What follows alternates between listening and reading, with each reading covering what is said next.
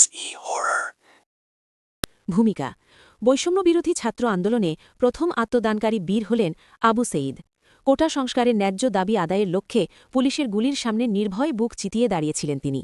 বৈষম্যবিরোধী ছাত্র আন্দোলনের কথা ভাবতে গেলেই মানব হৃদয়ে সবার আগে তার চিত্র ভেসে ওঠে। ব্যক্তিগত ও পারিবারিক জীবন আবু সাঈদ ২০০১ সালে রংপুর জেলার পীরগঞ্জ উপজেলার বাবনপুর গ্রামে মকবুল হোসেন ও মনোয়ারা বেগমের ঘরে জন্মগ্রহণ করেন।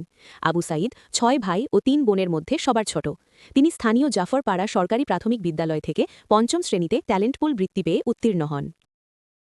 এরপরে স্থানীয় খালাসপীর দ্বিমুখী উচ্চ বিদ্যালয় থেকে গোল্ডেন জিপিএ 5 পেয়ে এসএসসি পাশ করেন। তারপর ২০১৮ সালে রংপুর সরকারি কলেজ থেকে জিপিএ 5 পেয়ে এইচএসসি পাশ করেন। পরে তিনি ২০২০ সালে বেগম রোকেয়া বিশ্ববিদ্যালয়ে ইংরেজি বিভাগে ভর্তি হন। তিনি তার বিভাগের ১২তম ব্যাচের শিক্ষার্থী ছিলেন। বৈষম্য বিরোধী ছাত্র আন্দোলনে অবদান ২০২৪ সালের ৬ জুন কোটা বিশ্ববিদ্যালয়ের সমন্বয়ক হিসেবে এই আন্দোলনে যোগদান করেন। আন্দোলনকে বেগবান করতে আবু সাঈদ ১৫ জুলাই ৬৯-এর গণ অভ্যুত্থানে অবদানকারী রাজশাহী বিশ্ববিদ্যালয়ের শিক্ষক শহীদ শামসুজ্জোহাকে উল্লেখ করে ফেসবুকে একটা পোস্ট দেন। সেখানে তিনি লিখেন, স্যার মোহাম্মদ শামসুজ্জোহা, এই মুহূর্তে আপনাকে ভীষণ দরকার। স্যার, আপনার সমসাময়িক সময়ে যারা ছিল সবাই তো মরে গিয়েছে, কিন্তু আপনি মরেও অমর। আপনার সমাধি আমাদের প্রেরণা, আপনার চেতনায় আমরা উদ্ভাসিত।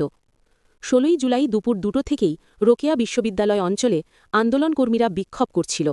আবু সাঈদ এই আন্দোলনের সম্মুখভাগেই অবস্থান করছিলেন। সেখানে তিনি লিখেন, স্যার মোহাম্মদ শামসুজ্জোহা, এই মুহূর্তে আপনাকে ভীষণ দরকার। স্যার, আপনার সমসাময়িক সময়ে যারা ছিল সবাই তো মরে গিয়েছে, কিন্তু আপনি মরেও অমর।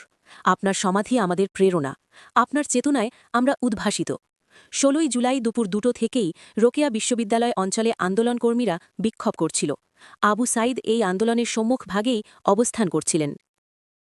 এই অবস্থায় পুলিশ আনুমানিক ৫০-৬০ ফুট দূর থেকে তার উপর ছড়রা গুলি ছড়ে। তারপরও অবস্থান থেকে সরেননি আবু সাঈদ, দাঁড়িয়েই ছিলেন। এক পর্যায়ে কয়েকটি গুলি শরীরে বিদ্ধ হলে ক্ষত বিক্ষত অবস্থায় মাটিতে লুটিয়ে পড়েন। অন্যান্য শিক্ষার্থীরা তাকে হাসপাতালে নিয়ে গেলেন। চিকিৎসক তাকে মৃত ঘোষণা করেন। এভাবেই তিনি শাহাদত বরণ করেন।